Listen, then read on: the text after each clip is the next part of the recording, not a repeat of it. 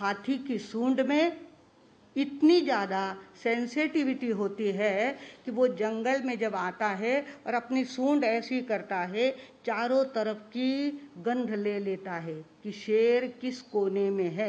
उसको पता कैसे लगता है? सूंड के द्वारा। बांस लेकर के उसको पता लग जाता है कि शेर इस तरफ है, अपने को इधर नहीं जाना, इधर जाना है। उसको बांस आ जाती है। हाथी की सूंड इतनी सेंसिटिव होती है, उसको वाइब्रेशन समझते हैं। इसके लिए हमारी यहाँ पहले परंपरा थी कि राज का जो प्रमुख हाथी, जिसको पाल पोस करके व्यवस्थित ट्रेनिंग दे करके तैयार किया हुआ होता था, और राजा की जब मृत्यु हो जाती थी तो हाथी के सूंड में माला रखते थे, और हाथी जिसके गले में माला डालेगा वही हमारा राजा होगा। इस तरह की परंपरा हमारे यहाँ चली है, क्योंकि हाथी में इतना ज्ञान होता था कि गुड वाइब्रेशंस किसके है, पावरफुल वाइब्रेशंस किसके है, उसकी सूंड को पता चलता था। और उसकी सूंड ये देख करके उसके गले में क्या कर देता था? हार माला पहना देता था। हाथी की सूंड में वो ताकत है। हाथी की आकृति ही ऐसी है जो गण की ट्रेनिंग देने वाली है। पूरे हाथी की आकृति हर एक गणपति को ट्रेनिंग देने वाली आकृति है। याद रखें, हमारे यहाँ गणराज्य चलते आए हैं, गणतंत्र हमारा है। गणवेश यानी समूह का एक वेश, वो गणवेश जिसको यूनिफॉर्म कहा जाता है। तो गण की अपनी एक महिमा होती है। तो गण कैसा होना चाहिए, और गण का प्रमुख गणपति ये कैसा होना चाहिए? सबसे पहली बात, गणपति का पेट हमेशा बड़ा होता है। लोग क्या कहते हैं? मोदक खा खा करके पेट बड़ा हुआ। अरे मोदक खा करके पेट बड़ा नहीं हुआ है। पेट बड़ा इसके लिए बताया गया है कि घर के हर व्यक्ति को अपना पेट बड़ा ही रखना चाहिए, आकार से नहीं, प्रकार से। प्रकार से यानी डाइजेस्टिव पावर इतनी ज़्यादा होनी चाहिए। इधर की बात उधर लगा दी, उधर की बात इधर लगा दी, इधर सुना उधर कह दिया, उधर सुना उधर कह दिया। ऐसे नहीं, पेट बड़ा रखो। बच्चे बच्चे की तरह रहेंगे, जवान जवान की तरह रहेंगे, बहू बहू की तरह रहेगी, बेटा बेटा की तरह रहेगा, ब्याई जी आएंगे तो ब्याई जी की तरह रहेंगे, परिवार वाले आएंगे तो परिवार वाले की तरह रहेंगे।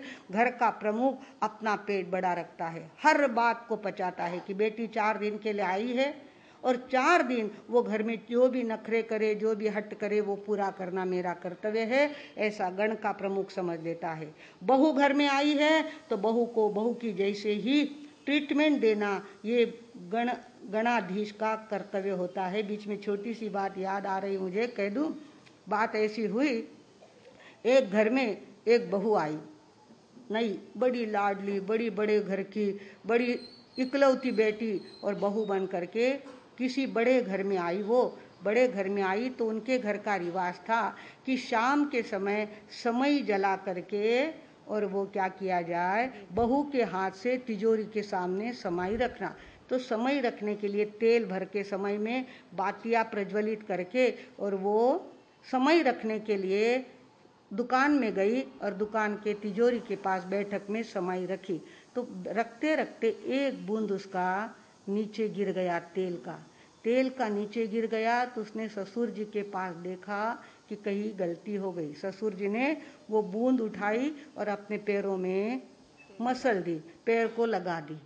वो ऊपर आई और इतनी ज़्यादा बेचैन हो गई कि जिस घर की कंजूसी इतनी ज़्यादा है कि एक बूंद तेल भी बाहर नहीं जाने दिया, उसको भी शरीर पे रगड़ लिया।